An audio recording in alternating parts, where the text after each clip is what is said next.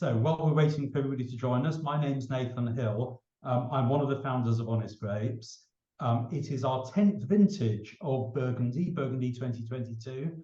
And what a vintage it's been. I went out as a complete skeptic. I've got to admit, as somebody who's been collecting Burgundy for nearly 30 years now, I'm looking for every single reason I can to be able to pass on a vintage and say, oh, well, I've had something like that before, or the prices are going to be silly, or I don't like this, or I don't like that.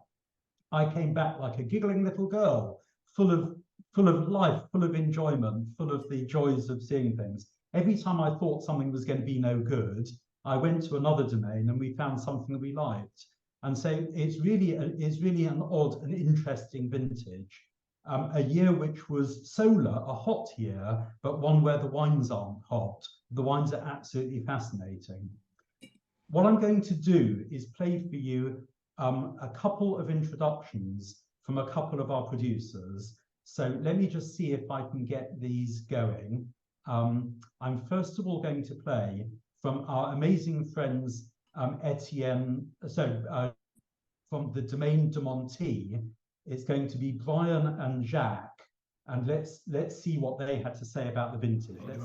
Yeah, I agree. I think the 22s, there's a similarity with the 2020 in the sense that, that 20 has a good concentration. There was a significant amount of fruit in 2020 as well. 22 might have a little bit more touch, acidic profile, a little bit more sharpness to it. Maybe a little of the fruit might be a little bit more on the red fruit side of things, where the 20s have a little bit of the stone red fruit profile, so a little bit deeper, a little bit richer. Boy, both colors seem to be really crunchy, really bright and fresh. The whites, I mean, the whites are the freshness, the length of them, they really have a transparency. You can really see the minerality in the wines, the length of the wines. And the reds achieved a phenolic ripeness despite the quantities, and they're going to be wines that are going to age well as seems like to be approachable in their youth as well, to be, because the balance of the structure with the acid and the concentration seems to be very good. Yeah.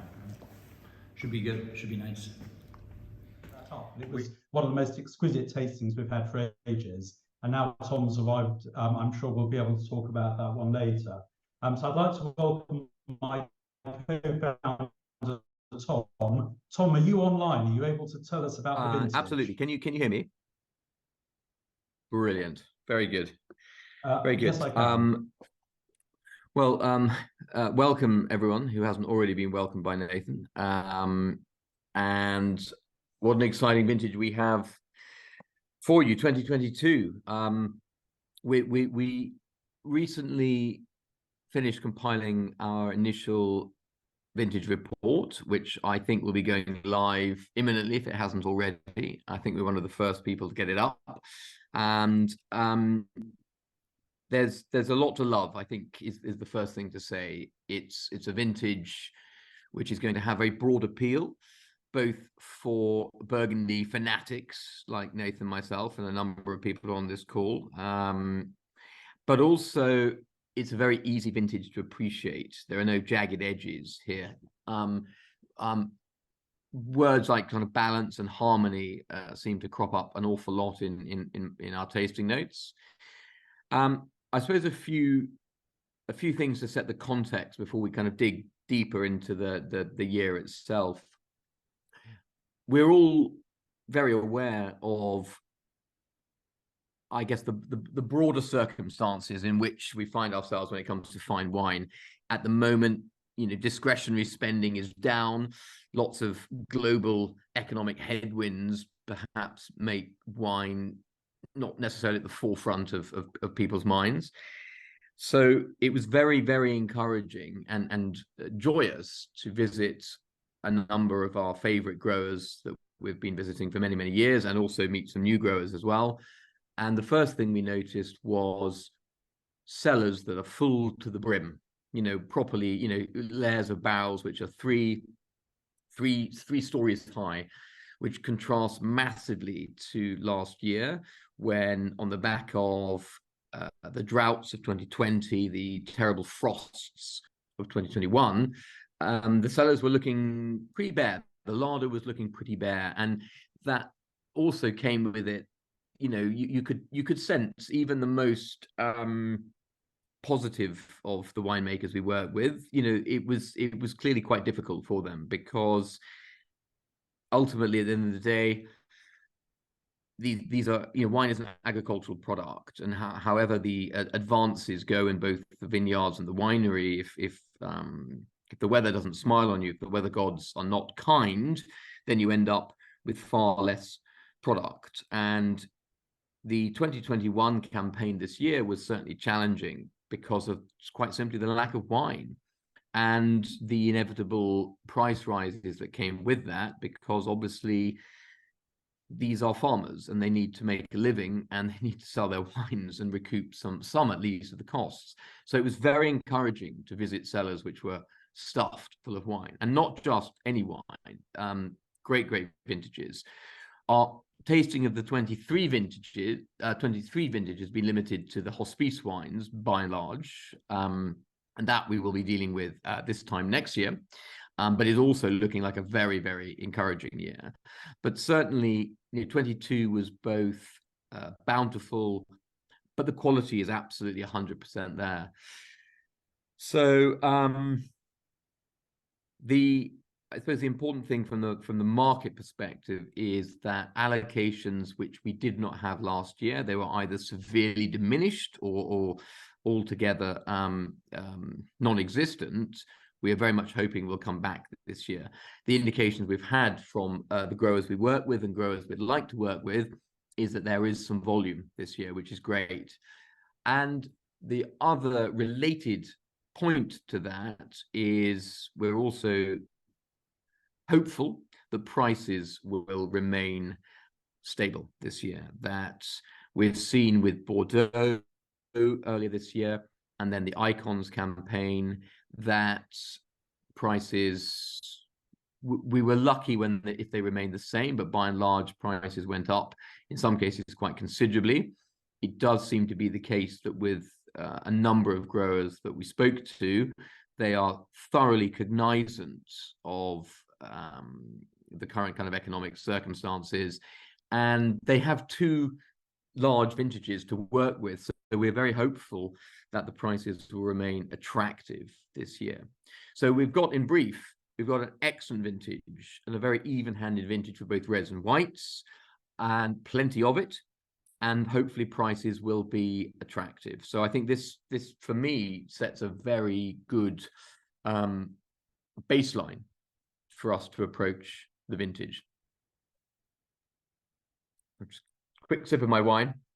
Thank you, Tom. And I hope, by the way, everybody's got a nice glass of Burgundy in their hands. I'm actually having a Cotonnerie Village 2017 from the marvelous Jane Eyre. I think 2017s are drinking just beautifully at the moment. So now's the time to be quaffing that. Please, everybody, feel free to ask questions, as there's quite a big group. Could I suggest you put them in the chat? A few people said that the YouTube from Brian and Jacques from Domaine de Monty came across a bit quiet. We will send around all of the YouTube links. They're all on the Honest Grapes YouTube channel. I've already published the link just now for our immediately now released Vintage 22 report, written by Tom with input from myself and Red. Tom, any more things to say about the characteristics of the wines? Maybe talk a bit about the reds and the whites. I'll put up the map while you're talking so people can have a look. Yeah, I think the thing that you will hopefully find, those of you who are able to join us for our Burgundy tasting in January and a couple of other subsequent events that we will be hosting, is a sense of ease with the wines. The wines have a very natural balance. It is a solo vintage, and I think Nathan and I can both agree that the wines we tried didn't necessarily accord with our expectations, and by no means in a bad way. So we know when we look at recent solo vintages like 18, 19, 20, they have left they've left their trace on the wines. Whereas 22, what's fascinating is that there's just greater freshness and vivacity and vitality and energy in the wines than I can recall looking back at my tasting notes, certainly from 18, 19, and even 20. So it's a solar vintage with a difference. We're still working on a title for the vintage. At the moment, I think we've got Cornucopia, which I think is a good name. However, if anyone wants to come up with a better name for the vintage, we're certainly open to offers and open to suggestions. The reds have wonderful poise and elegance. The alcohols are balanced. The tannins are very silken. You've got these filigree tannins, which are very, very supple. The fruit character is decidedly on the red front, far more red fruited than we've seen from other, years with considerably hot summers, and also a lack of rain, which characterized July and August, at least in Burgundy. And yet, there's a freshness to the wines. 2020, as you will hopefully read from our Burgundy report, a number of producers pointed to as having some similarity in terms of the structure and the energy, but there isn't the same concentration. At the same time, a lot of growers pointed towards 2019, which was an absolutely gorgeous vintage, certainly a vintage I loaded up on. But there is a bit more, with a bit more refinement to the reds in 22. There's a bit more structure, a bit more finesse, slightly kind of, they're more, the tannins are more sculpted. They're maybe slightly better tailored wines. So the reds, by and large, are very, very approachable now. However, they have the structure within. You can see the acid, which is just there. It's not a high acid vintage, but the producers that we work with are very conscious of the need to ensure that acidity levels are sufficiently high to give the structure and the balance of the fruit. It is there, and the tannins, as I said, are very silken, very supple. So I think that the initial impressions of the wines belies the fact that these will be keepers. These will be mid to long-term ages for sure. It's just they are very, very enjoyable now. There are some vintages you try where you really feel that stain on the teeth at the end of the day. Bearing in mind we're visiting 5 or 6 or 7 different producers a day, probably 10 wines each. There's an awful lot of wine to taste, and you can get palate fatigue. But I don't recall a vintage where there was no palate fatigue like this. They were just, every wine constantly gave you more energy because of the energy they had. So reds are delightful, really delightful. Whites as well, unquestionably. I can't think of as even-handed a vintage since 2010. Different style from 2010, but qualitatively, the whites are excellent. There's a freshness, there's a raciness. The wines have great verve, and there is good acidity there, and there's a combination. It's not a tropical vintage. Again, for a warm vintage, it's not a tropical vintage. The fruit character remains firmly within the orchard fruit, whitestone fruit character, apples, pears, pear skin. It could be Golden Delicious, could be Granny Smith, but we're very much kind of European orchard fruit. And there's a lovely ripeness to the fruit, but not over ripeness. There's a honeyed character, and there's a persistence which is very, very attractive. But overall, across reds and whites, I would say the main characteristic which is striking is the balance and the harmony. These are wines which come to you very complete, and without a sense of there being a huge amount of effort to do so. These are not worked wines. These wines have a natural balance. That's not to say, of course, that producers haven't had to work very hard to achieve this, but the overall effect and the result is wines that just feel very good. There's a great quote from Pierre Mergy in our vintage report where he says, "It's happy grapes. they're happy grapes, and I like that. It sounds a bit trite, but in fact, it's very true. It just seems that the fruit quality here is paramount, and these were impeccably conditioned fruit to make great wines. Thanks, Tom. If I give my own take on it, because I'm always a bit of a skeptic, so I'm looking for the downsides. It made a lot of difference when people chose to pick the fruit, and particularly on whites, there were just a few that had lost a bit of tension, and Tom and I have rigorously pruned those out to what we'll be offering. There's no terrible flabbiness to them, but people who had let them get a bit overripe lost that tension, which Tom and I like the acid. So don't worry, our offering will have nice, racy, scrumptious whites, as Tom said, with plenty of fruit.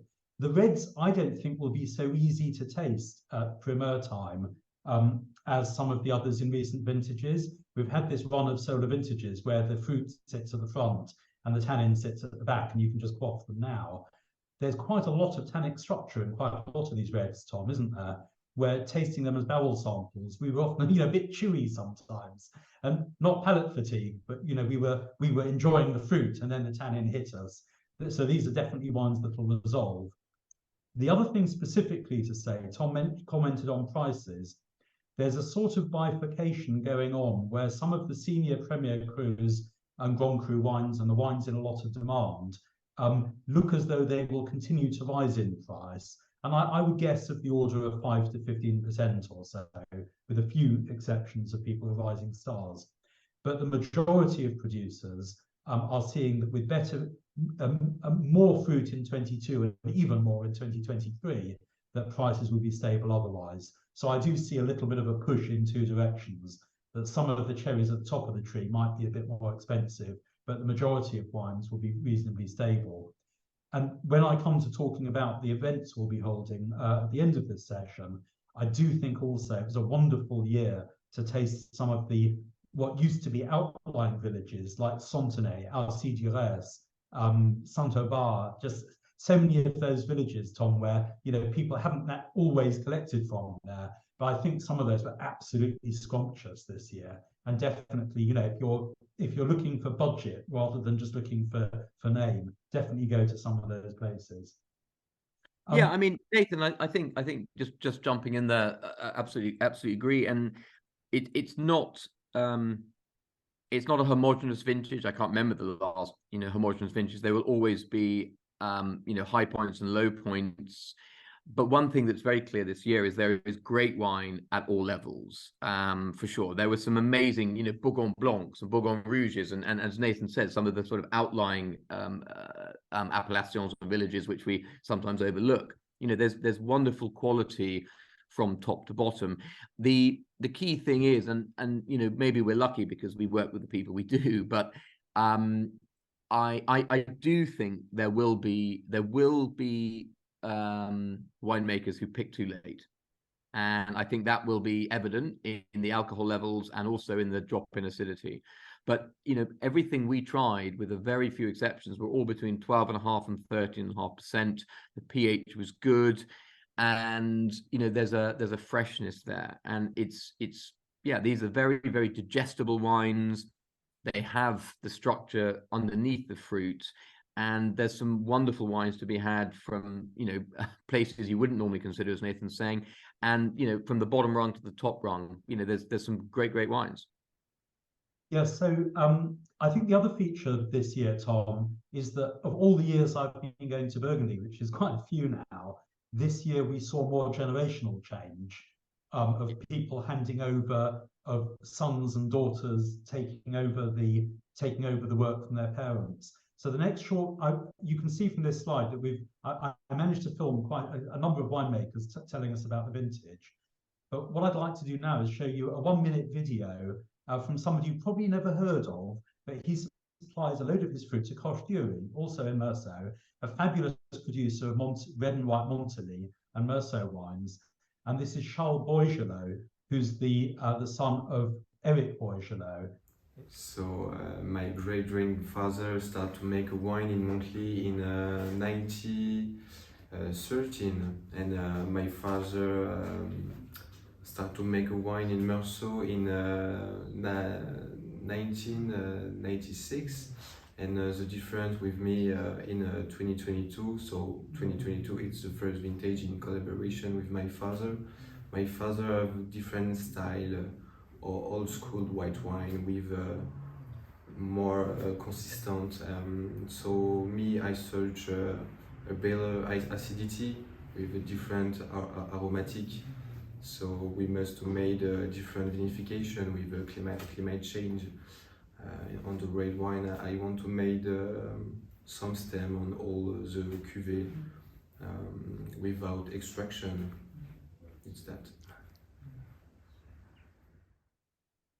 Tom, perhaps you want to say something about Charles. Our visit to Boigelot was fantastic, wasn't it? Yeah, so Eric Boisgelot, Charles's father, was a real discovery the other year, and makes some wonderful, wonderful wines, both red and white. And as Nathan mentioned, sells a considerable, well, a decent proportion of fruit to his near neighbors, Koch-Jury. In fact, Charles has just come back. This is Charles the son, who was speaking just now, rather quietly, has come back from a good year or so's tutelage under Raphael Koch-Jury. And it's fascinating to see how even in the brief space of time that he has been back full-time at the domain, that he is bringing in the changes. What was particularly noticeable here was the use of oak, or rather the lack of use of oak, or the diminished use of oak, which was a dominant characteristic we saw in a number of growers. So without a doubt, what we are seeing, partly brought about by generational change, partly just being brought about by winemakers recognizing that there are new approaches, or procedures are evolving, is oak is being pulled back. So new oak we've seen being pulled back for a number of years, but now the level of toast, so lower or lighter toast oak, which is very much what Charles is using at Boisgelot. And it was fascinating trying those 22s, because the fruit has always been impeccable, but now it's really singing. It's not being subsumed in any way by the oak. So some really, really wonderful, wonderful wines from Boisgelot, both red and white. And I mean, maybe Nathan, at that point, just talking about some of the evolutions in both vineyards and winery, would it be pertinent to kind of unpack those a bit? With Boisgelot or somebody else? Well, just sort of more generally, I suppose, as we've opened that door. Yes, why don't you? So I think moving moving back into the vineyards, we're seeing more and more of our growers, and others without a doubt, who are converting, either in conversion, fully converted, or starting to use organic viticulture or biodynamic viticulture. Flash in the pan that this sustainable trend is here to stay, and that's all to the good. We're definitely seeing, I think we're seeing the benefits in the wine as well, frankly. There's no denying that there's a lot of pain for growers to start becoming organic, to start loosening the reliance on chemicals, certainly in tough vintages. But it's paying dividends in terms of the quality of the fruit that comes into the winery. Once the fruit is in the winery, then again we're seeing an evolution, partly borne about by generational change, partly borne about by I think regional understanding that there's evolutions in other regions worth bearing in mind, where the oak is being pulled back. The size of barrels as well is becoming increasingly bigger. People are using larger vessels. So at Philippe Collin, who we've been following for a number of years, as some of you will know, they're pretty much using exclusively 500-liter barrels now. They might be new, they might be 1 year old, but they recognize that larger vessels, almost like a return to the old days, is a good thing. And then on top of that, we're seeing alternative vessels as well. So I don't think I've ever seen so many, concrete eggs, so many terracotta amphorae, some of these new sort of alien-looking like vessels for wine. It's very clear that growers are recognizing that, you know, the best way to express the quality, or rather, another way to express the quality of the fruit is by sublimating the use of oak entirely. I mean, maybe Nathan, you want to talk about one of our favorites at this point? Yeah, well, can I suggest what we're going to do now is talk a little bit about a producer each that we've chosen from the Côte de Nuit, and then a producer that we've chosen each from the Côte de Beaune. So perhaps, Tom, I think we had an absolutely amazing visit to Domaine Michel Gros in Vosne-Romanée. If you talk about that, and I'll talk about Maison Edouard de Launay in Les Tinguely in the Côte de Nuit. Yeah, so Michel Gros is a producer we've followed for 4 or 5 vintages now, and if you know your Burgundy history, then or even if you don't, it's worth knowing that, you know, there's a lot of internecine complications between family members and domains split, and, you know, things become challenging, shall we say. And you have AF Gros, you have Michel Gros, you have Anne Gros, all of whom have been the recipients of the variously wonderful parcels of land that the forebears have had, particularly in Vosne-Romanée. Michel Gros, we have particularly loved because of the wonderful sort of flagship vineyard they have, which is the Clos Auréat, which is the only Premier Cru monopole in Vosne-Romanée. If you think about it, all the other monopoles are all Grand Cru, and it's been a real flagship wine. And I think the style at the domain has been quite traditional in a lot of ways. It's maybe taken a little bit more time for the charm to unveil itself. But tasting with Pierre Gros this year in the cellars, it's very clear that the wines are evolving, that they're on an exciting trajectory. Not least because after, I think it was either an 18-year or 25-year lease, their parcels of Richebourg and Echezeaux are now back in their own control, which I'm, as ever, you know, jumping the gun. I'm very, very hopeful that we'll get a nice chunk of Richebourg from Michel Gros. We'll have to see. It would be wonderful, but you know, these wines showed a suppleness here. They showed this characteristic of infusion rather than extraction, which is very, very important, I think, for getting great Burgundies. What was also interesting, I have to say at this point, and not just least because we've decided to buy a little extra parcel of their 21s, but we also tried the 21s with Pierre as well, which is a slightly more, you know, a vintage that we Burgundy purists love, but it is a little bit more angular, a bit more tense, and the 21s are tasting remarkable now. So I think, you know, if I had to earmark one particular grower that we are going to, I think, go all in on this year, then I think Michel Gros is certainly someone it behoves everyone on this call to look out for, because, you know, whether it's the village Vosne-Romanée, the Clos Auréat that I mentioned, or who knows, if we're lucky enough to get some allocations of the Richebourg and Echezeaux, I think, you know, you'll be very pleased to be getting in on the ground at this top Vosne-Romanée estate, when, frankly, from a price perspective, it remains massively undervalued.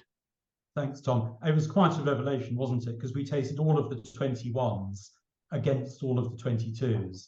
And I think, you know, again, as somebody who's been collecting Burgundy for a long time, you're always looking for an excuse to pass on a year. And 2021 was like an easy year to say, oh, well, I'm not so sure. Actually, the 21s were absolutely rocking it, weren't they? Not just, by the way, from Michel Gros, but from other producers as well. Really, really interesting. You don't get bad years now in Burgundy, you just get different years. If I talk a little bit in contrast about Maison Edouard de Launay, you'll all know that Tom and I are big champions of the Delaunay's, and we've been using them for our élevage of our Spice de Nuit Saint-Georges barrels as well. This is a new but not new Maison. Is it 5th or 7th generation, Tom? I keep forgetting. Been around for a long time anyway. They keep digging out really old bottles for us, but only actually re-established in the 2017 vintage. if I remember correctly, when Laurent Delaunay managed to buy back the winery and resuscitate contracts around Burgundy. And in this fifth vintage, 2022, the wines were absolutely superb. Their picking started the 30th of August. Their little parcel of Burgundy Alagote was the very last thing they picked at the top of the hill there on the 19th of September. So Alagote typically picked right at the end of the harvest. And we will be doing a special, in fact, already in the country, of the 2020 Alagote. We'll be offering that before Christmas. They've got new winemaker, the assistant winemaker, Capucine Haroun, was assistant and now lead winemaker. I tasted, God knows, 33 or something different wines from across the Maison. And I've got to say, across the range, their style, I always find I think to be fair, Tom, their style is not worked, but it's more on the showy side. There's more use of oak, there's more establishment, I guess, of the fruit. But the 2022s really showed their sense of place.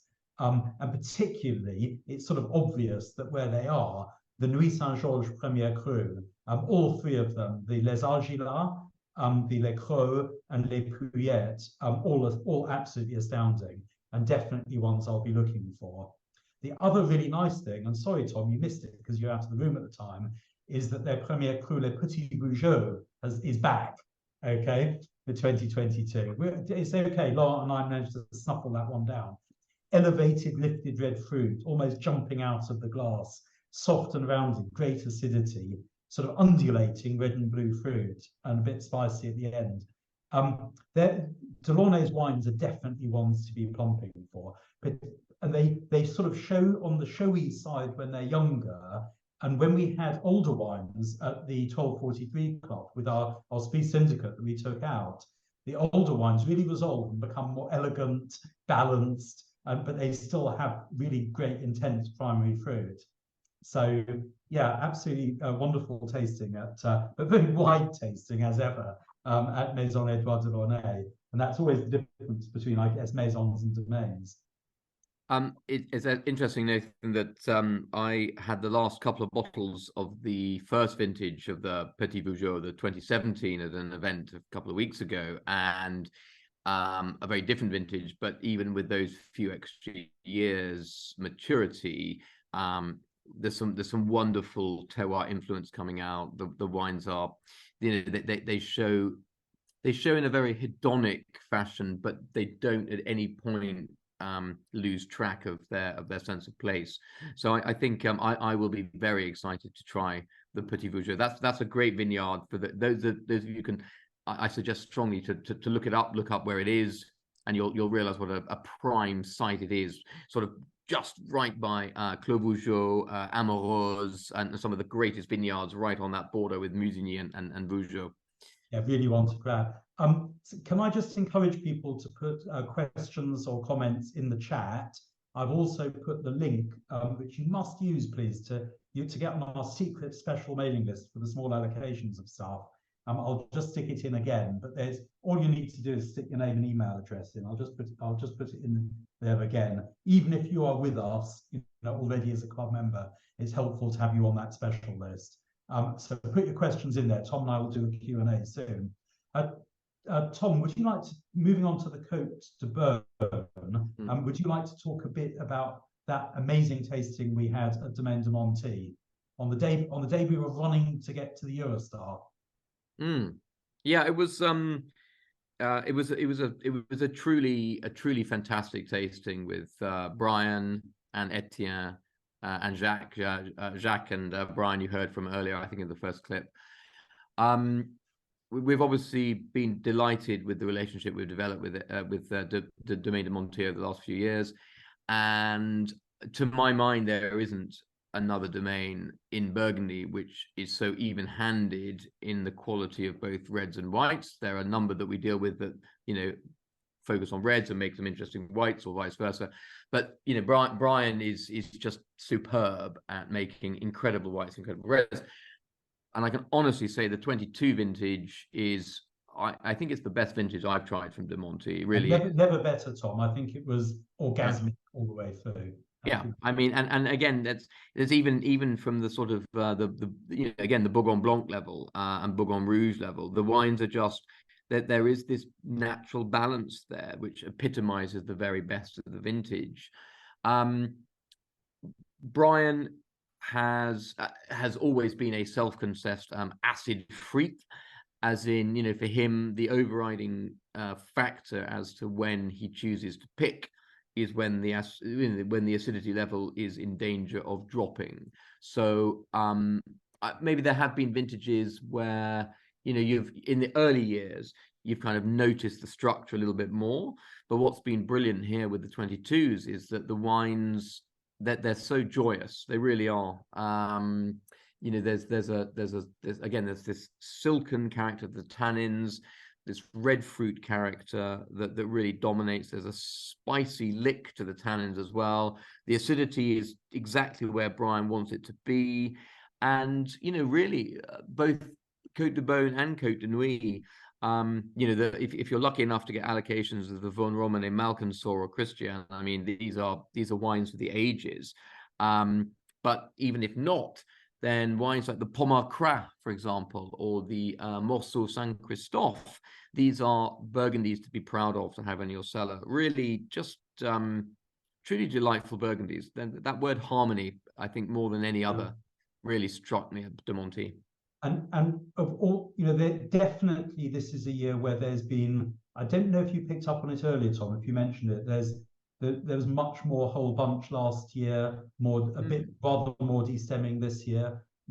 Brian and Jacques have really taken the balance. They've decided with each wine exactly how to treat it. So very different treatment of the wines this year in terms of destemming.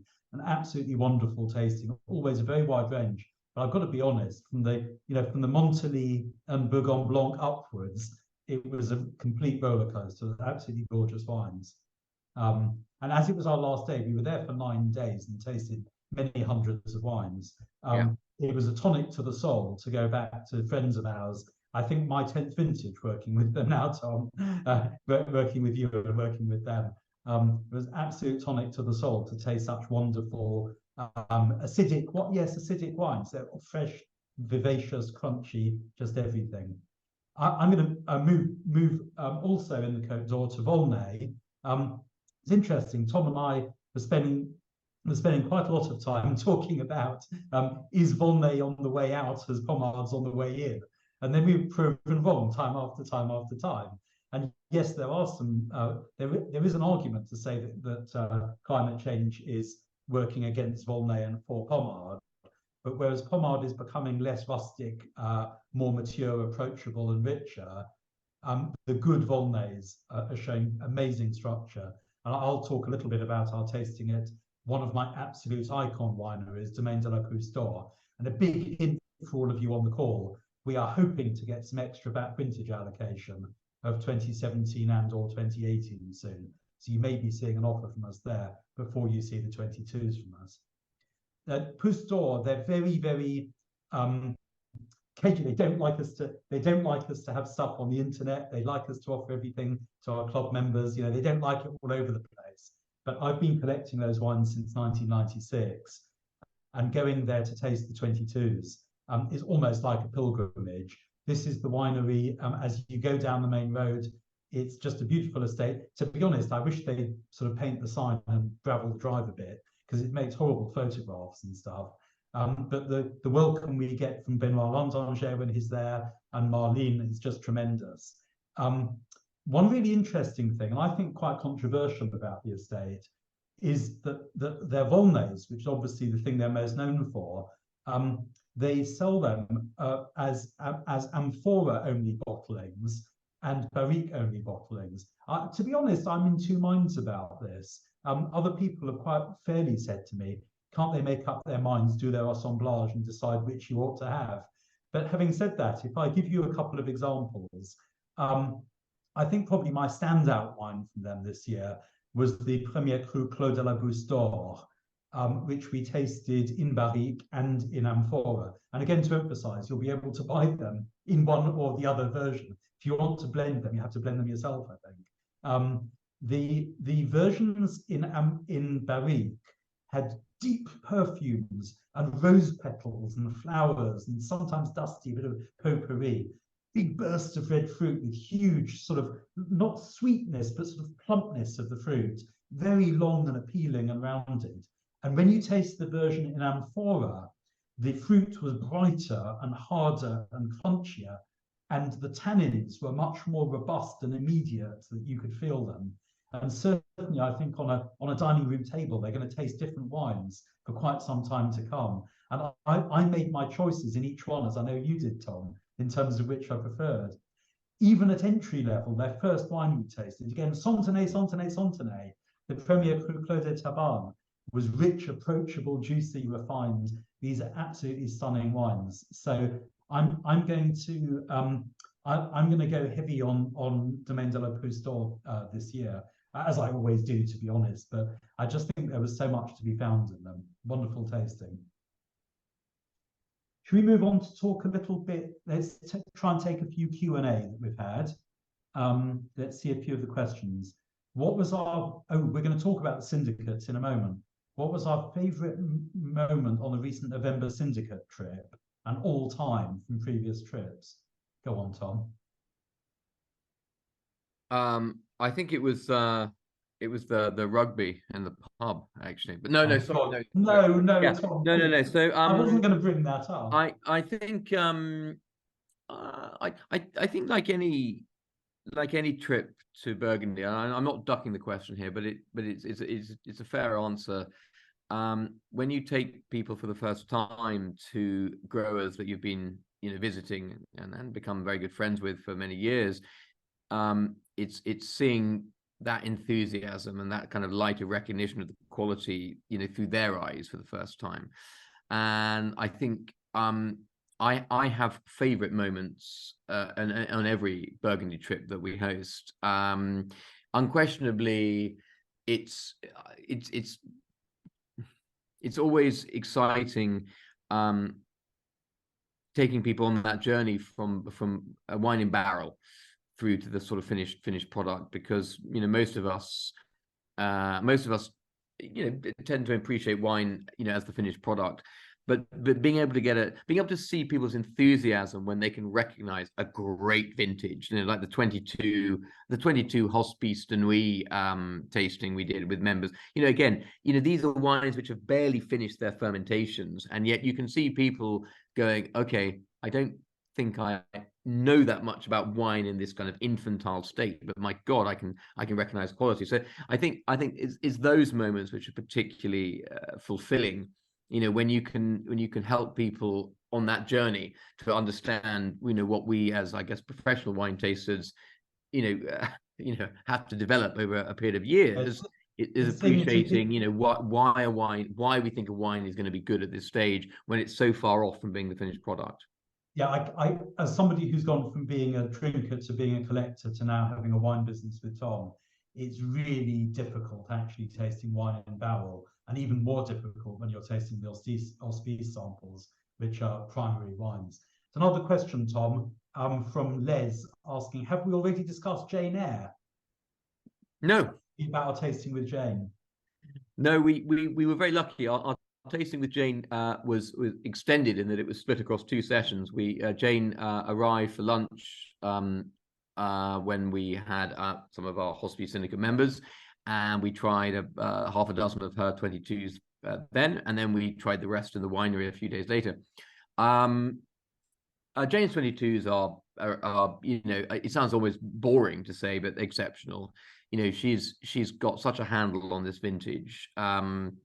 There's Jane's wines are never less than elegant, and never less that they never present less than kind of plush soyeuse fruit.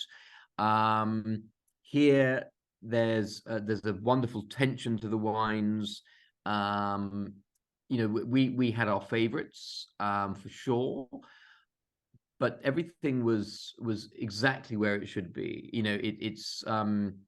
It would have been disappointing if it had been anything less, but she's expressed the vintage extremely well.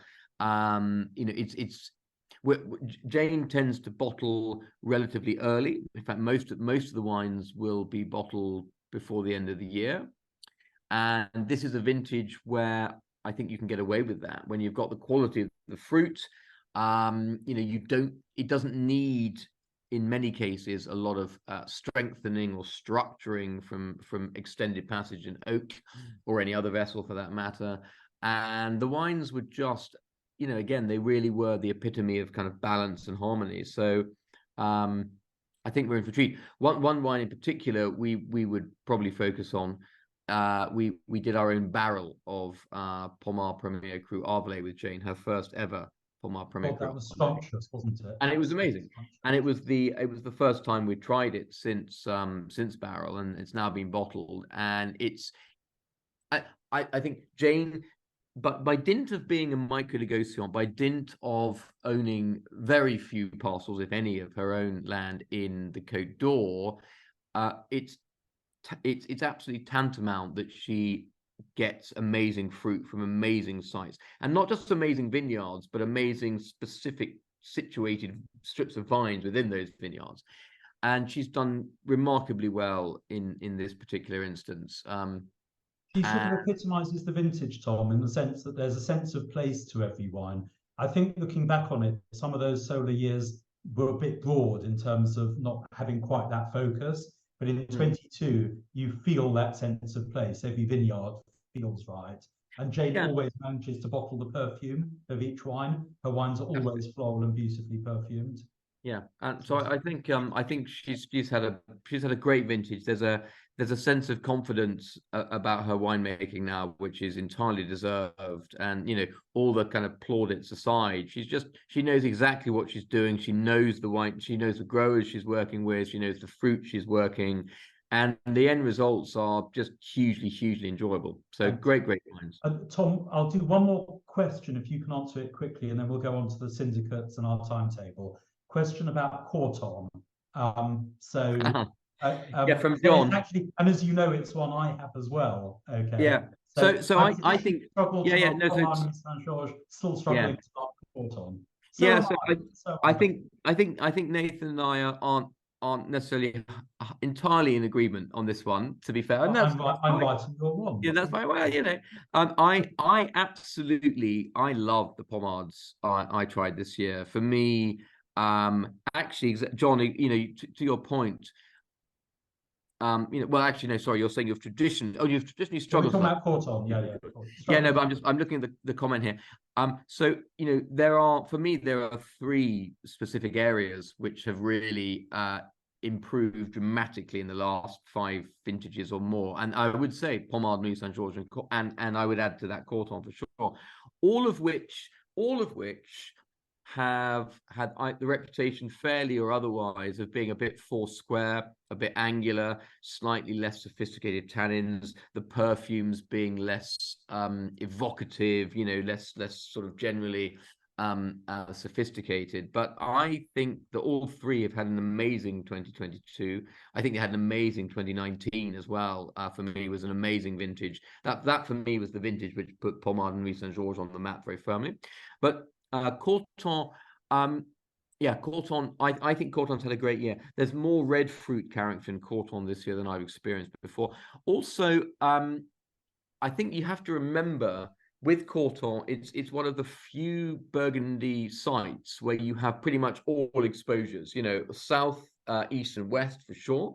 So what I definitely found is that those exposures which were maybe slightly less south-facing, you've got nuance there. There's a greater precision in the perfumes. I honestly found if you really traditionally loved Corton, you might not love Corton this year.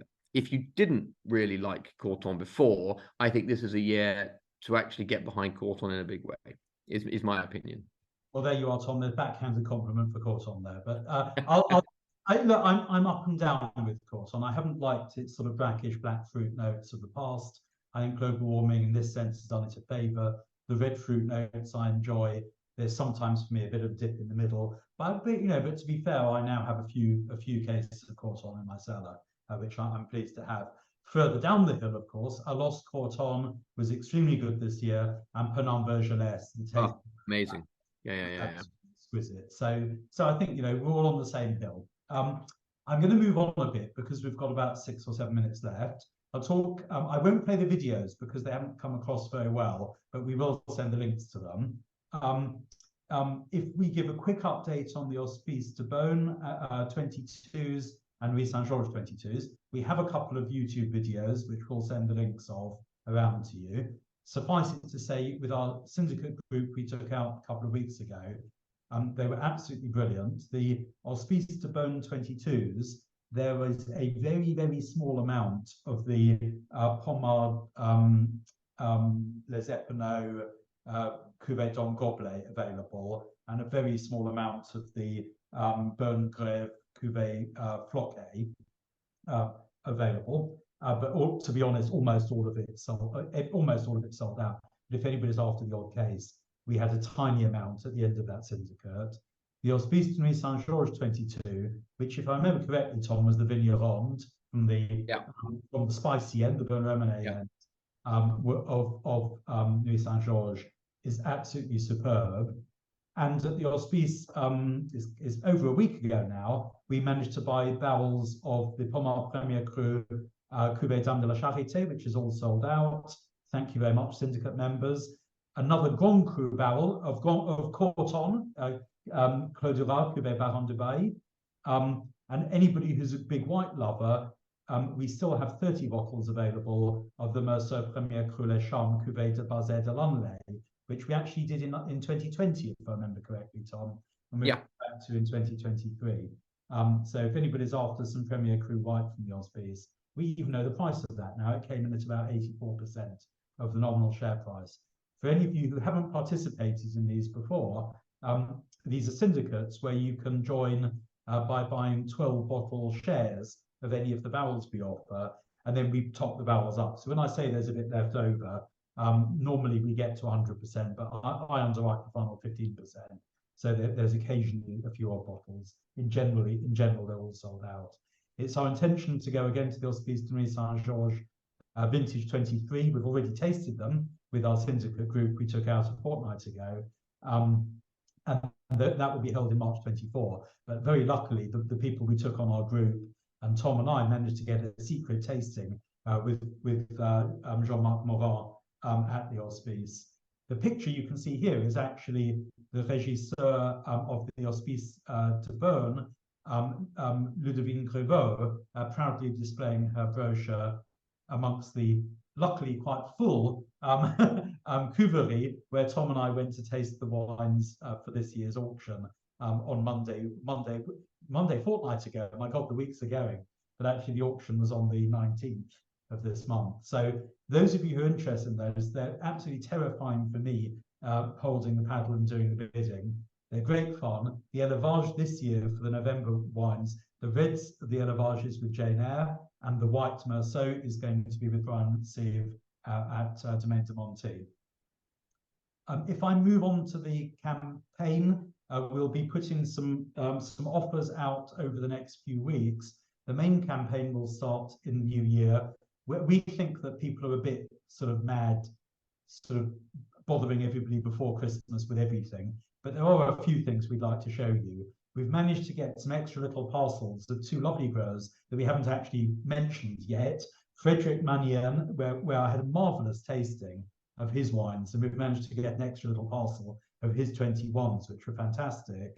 And that's up in the Côte Nui, and also from Chambord-Musigny, the increasingly wonderful and well-regarded Anne Hervé-Sigaud. So we'll be doing a little bit of an offer of 21s. I really think they're worth picking up.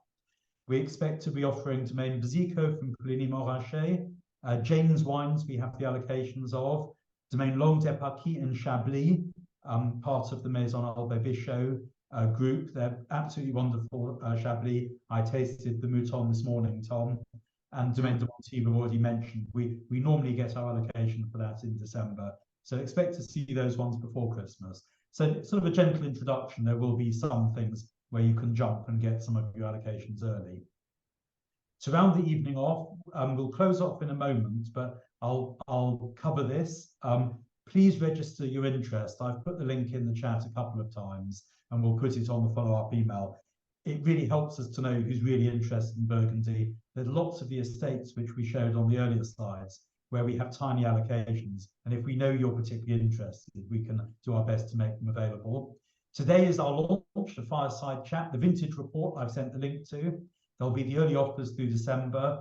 The Burgundy brochure will be an online PDF, so accessible through a hyperlink. We expect to have that shortly after Christmas. Our 67 Pall Mall event will be on the 18th of January, but we'll also, because that's always so full and we can't get everybody in, we'll be offering another event on the 30th of January. We haven't got a title for it yet, but it's going to be something about when you're not after the top sort of cherries and you just want really great Burgundy at a sensible price.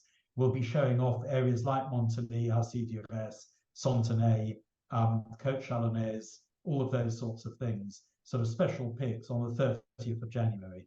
So please, those will be coming onto our website, if not now, very soon. Not Burgundy, but as Tom would say, Italian wine for Burgundy lovers. Our Brunello 2019 tasting is on the 13th of February. So put that in your pipe and smoke it, because we'll want you to be tasting those as well. And then our next Auspice Syndicate trip will be on the 1st to the 3rd of March 2024. We've got quite a lot of names down for that one, so if you're interested, please let us know soon. I'm also hoping to host at least one Burgundy dinner, so you can taste some back vintages of wines we really love. So stay tuned for those. Gosh, that was a bit of a canter. There's a lot there. We'll be sending a good sort of wrap-up email with all of that stuff to people. We're now at 7:30, so those of you who want to go off and have your supper, do. Those who want to stay behind and chat with Tom and myself and ask more questions, we'll pick up on the other questions now. So I'll wrap up the formal bit. So thank you, Tom. I know you had a hassle to get here because you had a private engagement this afternoon.